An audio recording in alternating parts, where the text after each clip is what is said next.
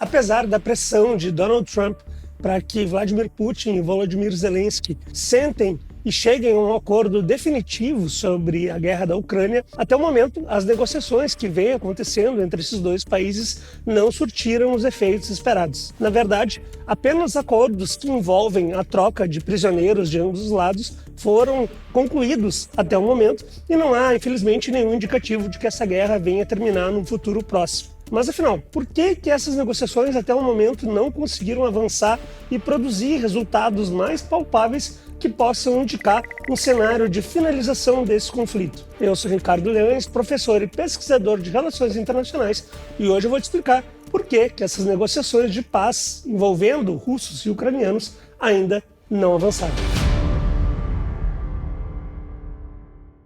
Quando a gente fala sobre as negociações de paz que têm acontecido entre russos e ucranianos, em primeiro lugar, a gente precisa lembrar que elas só estão acontecendo por conta da pressão de Donald Trump para que elas venham efetivamente a acontecer. Isso porque, como vocês todos sabem, eu já comentei extensivamente aqui no canal, Donald Trump falou em vários momentos que ele acabaria com a guerra da Ucrânia em 24 horas. Um ponto que muitas pessoas às vezes não abordam é que essa pressão de Donald Trump para acabar com essa guerra, ela tem uma explicação e a explicação ela é bem sólida. O Donald Trump considera que o foco dos Estados Unidos tem que ser o combate ao avanço da ascensão chinesa nas relações internacionais. Então ele considera que, desse modo, não é interessante para os Estados Unidos estarem tão envolvidos numa guerra da Ucrânia que não é essencialmente de interesse estratégico dos Estados Unidos, assim como ele também considera que os Estados Unidos deveriam diminuir a sua participação em outros conflitos ao redor do mundo para focar todas as suas energias no intuito de evitar a ascensão da China. Entretanto, embora essa ideia possa parecer bastante razoável, é muito mais fácil ter esse plano como um objetivo do que efetivamente realizá-lo. Porque, como eu já comentei em outros momentos, essa guerra ela não é uma guerra dos Estados Unidos. Embora os Estados Unidos sejam o grande financiador da Ucrânia em termos de recursos militares e econômicos, ainda assim, essa guerra é fundamentalmente entre a Rússia e a Ucrânia. Desse modo, mesmo que o Donald Trump possa ter sido um grande negociador enquanto era empresário, a lógica das relações internacionais ela é completamente diferente. Ela atende a imperativos que vão muito além do mundo dos negócios, como temas militares, políticos, econômicos, sociais, demográficos, geográficos, enfim. Existem vários fatores que importam na hora de um país tomar as suas decisões envolvendo a sua política externa. Desse modo, mesmo que o Donald Trump possa até ter essas virtudes enquanto negociador, é muito improvável, para não dizer absolutamente impossível, que os seus interlocutores simplesmente aceitem as suas condições meramente porque consideram que essa capacidade de negociação ela é verdadeira. Inclusive, pessoal, é sempre importante a gente falar sobre isso, porque é comum que os países tentem se colocar como mediadores em conflitos, mas isso só pode efetivamente acontecer se esse país tiver poder de influência sobre os países que estão em disputa. Embora os Estados Unidos sejam de fato a grande potência hegemônica nas relações internacionais, ainda assim o seu poder não é ilimitado e eles não são capazes efetivamente de fazer valer a sua vontade, independentemente do que tem manifestado de interesse a Rússia e a Ucrânia. Além disso, um outro ponto que não pode ser ignorado, que eu já comentei aqui em outro vídeo, é que a gente tem que cuidar para não fulanizar os temas de relações internacionais. Ou seja, a gente não pode pensar que simplesmente pelas preferências pessoais dos líderes das grandes potências é que as coisas vão efetivamente acontecer. Na verdade, mesmo que o Donald Trump realmente tenha interesse em acabar com essa guerra, mesmo que ele tenha simpatias por Vladimir Putin, é muito improvável que isso seja suficiente para determinar que a política externa dos Estados Unidos vá caminhar nesse sentido. Isso porque o sentimento anti-Rússia nos Estados Unidos é muito forte, nas Forças Armadas, no Congresso, nos órgãos de inteligência.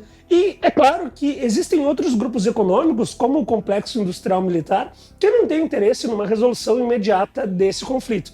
Então, na verdade, mesmo que a gente considere que a vontade de Donald Trump é genuína para acabar com essa guerra, pelos motivos que eu já expus, ainda assim existe um entorno que é muito fortemente condicionado por esse sentimento anti-Rússia e que pressiona o Donald Trump para que essas negociações efetivamente não tenham os resultados esperados. Na visão de boa parte do Ocidente, ainda é preciso despender todos os recursos possíveis para derrotar a Rússia. porque eles consideram que caso a Rússia venha a sair exitosa nesse conflito, ela vai apresentar demandas ainda mais significativas em médio e longo prazo, o que poderia ser ruim para os interesses do Ocidente. De qualquer modo, como Donald Trump é o presidente dos Estados Unidos e como os Estados Unidos são a principal potência hegemônica do mundo, eles conseguiram forçar com que russos e ucranianos sentassem à mesa de negociação. Só que é importante a gente falar sobre isso, pessoal, porque a capacidade dos Estados Unidos de forçar essas negociações, ela vai até certo ponto.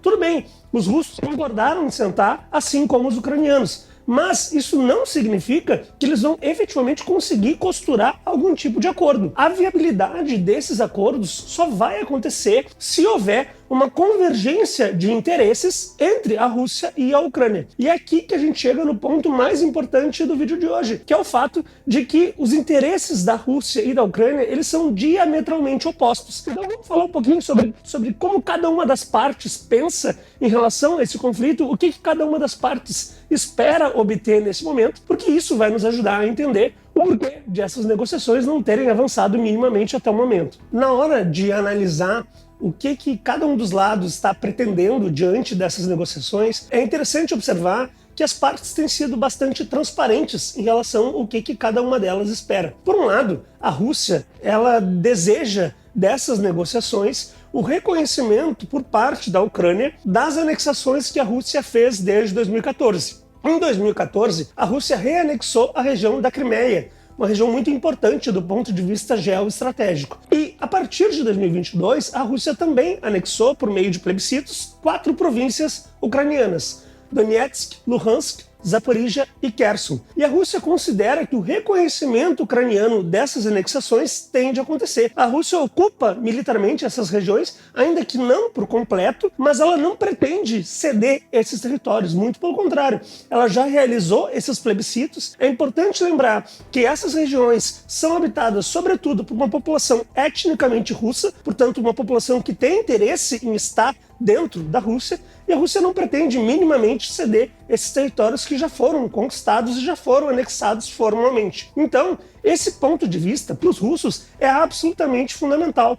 E é impossível que o Vladimir Putin simplesmente retroceda nesse ponto, porque ele sabe que essa é a visão hegemônica na sociedade russa. Então, qualquer tipo de passo atrás em relação a esse tema seria capitular do ponto de vista dos russos e seria muito prejudicial para a popularidade do Vladimir Putin. Além disso, a Rússia também quer a garantia de que a Ucrânia não vai entrar na OTAN e de que a Ucrânia vai ser desmilitarizada, porque a Rússia não quer correr o risco de que os ucranianos venham a realizar outros ataques no território da Rússia. É óbvio que esse ponto é fundamental, porque foi esse ponto, inclusive, que motivou o início dessa fase dessa guerra. A Rússia deu um ultimato para a Ucrânia de que a Ucrânia não poderia entrar na OTAN. Então, se foi esse o ultimato que foi dado lá atrás, não há por que imaginar que os russos voltariam atrás, até porque os russos têm feito avanços nos campos de batalha. Quem está vencendo essa guerra é a Rússia. E a Rússia não vai desistir dessa guerra enquanto esses interesses não forem atingidos. Os russos também gostariam que o atual cenário de lei marcial e a manutenção de Volodymyr Zelensky na presidência da Ucrânia, o que aconteceu sem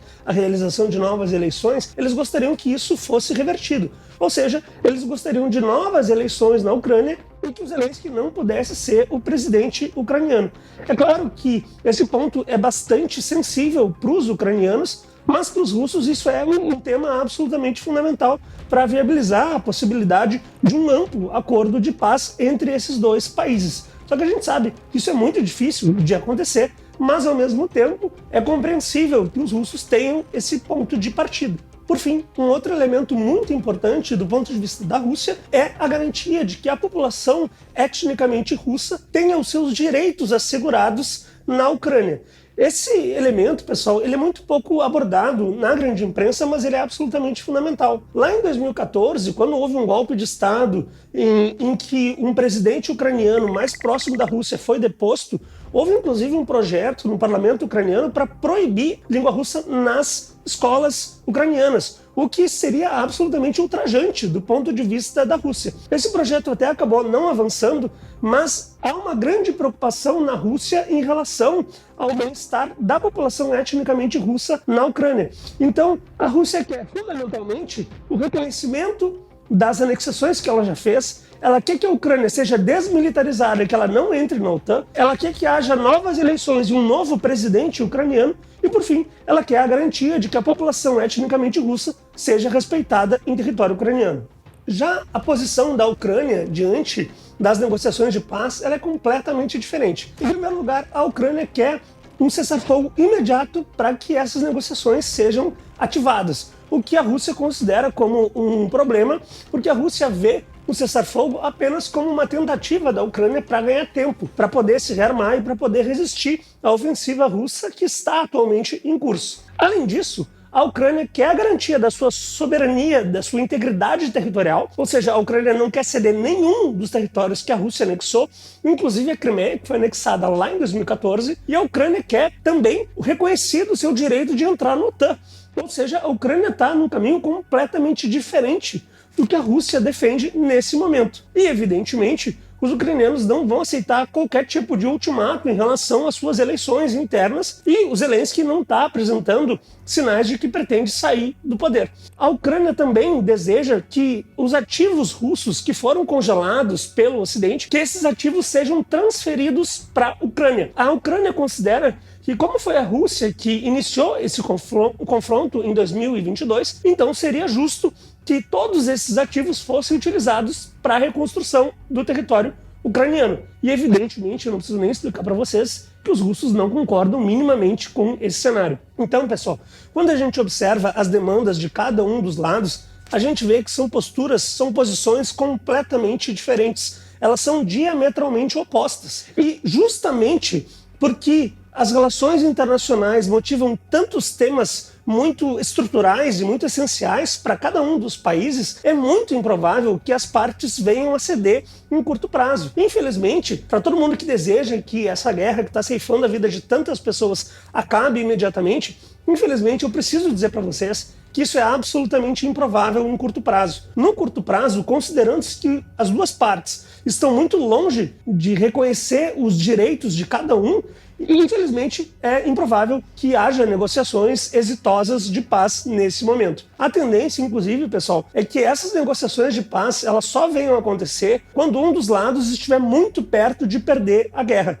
Se houver uma situação assim, aí seria mais provável que uma das partes capitule. E eu não vejo por que acreditar que essa capitulação não venha a ocorrer por parte da Ucrânia, porque, como eu comentei anteriormente, é a Ucrânia que está perdendo essa guerra e não a Rússia. Então, pessoal, para sintetizar, hoje em dia, apesar da pressão de Donald Trump, é muito improvável que essas negociações avancem, porque os interesses de russos e os ucranianos são completamente diversos. Não há real vontade, disposição de nenhuma das partes em abrir mão dos seus interesses estratégicos em prol de uma paz, em prol da possibilidade de que essa guerra termine. Então, pessoal, infelizmente, a maior tendência é que essa guerra ela continue e que ela só venha a acabar quando houver realmente uma possibilidade de uma capitulação completa da Ucrânia. Ou seja, como a Ucrânia está numa situação muito ruim em termos de soldados, armamentos e munições, a grande aposta da Rússia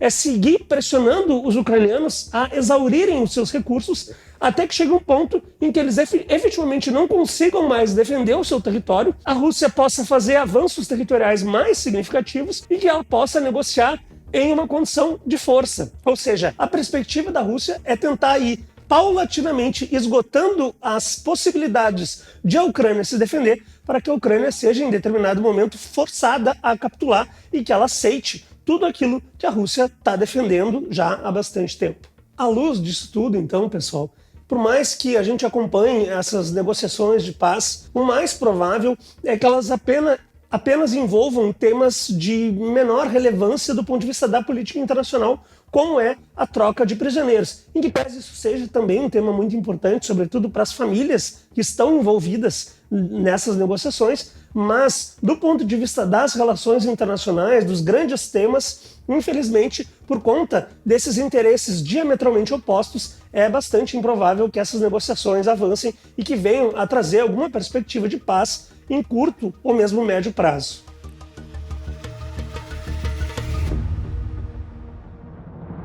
Bom, pessoal, Então, mais uma vez, eu agradeço a todos vocês que chegaram até o final. Peço que se inscrevam no canal, que ativem o sininho, que façam comentários, que curtam o vídeo e que compartilhem esse material com todas as pessoas que vocês conhecem que têm interesse por temas de relações internacionais, porque essa é a forma que a plataforma identifica que vocês gostaram do conteúdo e que ela entregue para mais pessoas.